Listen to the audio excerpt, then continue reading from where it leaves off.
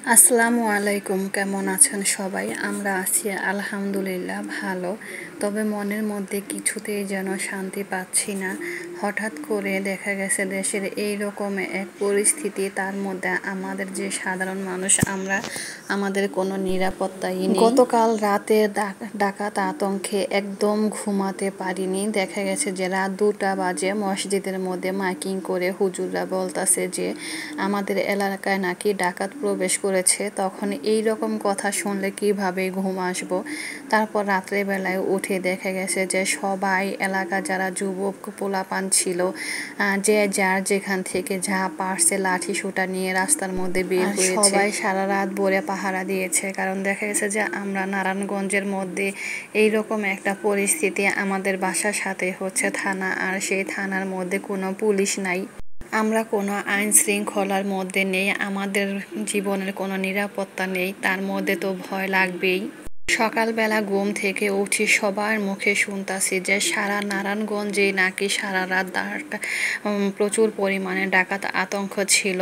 আর দিনের বেলায় দেখতাছি যে টিভির মধ্যে বলতাছে সারা শহর জুড়ে এই অবস্থা।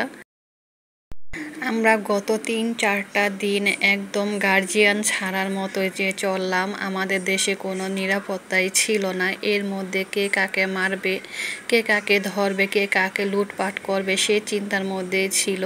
এই রকম অবস্থা আমাদের।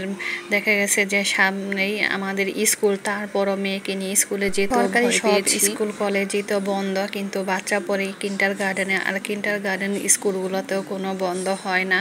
আমার কাছে কেমন জানি মনে হয়েছে এই অবস্থা যদি আমাদেরকে ধরে কেউ মেরেও ফেলেও, তারপরে দেখা গেছে যে কোনো আমরা আইনি পদক্ষেপ নিতে পারবো না। হয়তো আজকালের মধ্যে থানাগুলোর মধ্যে আবার শৃঙ্খলা চলে আসবে, পুলিশগুলো আবার যার যার কাজের মধ্যে অংশগ্রহণ করবে।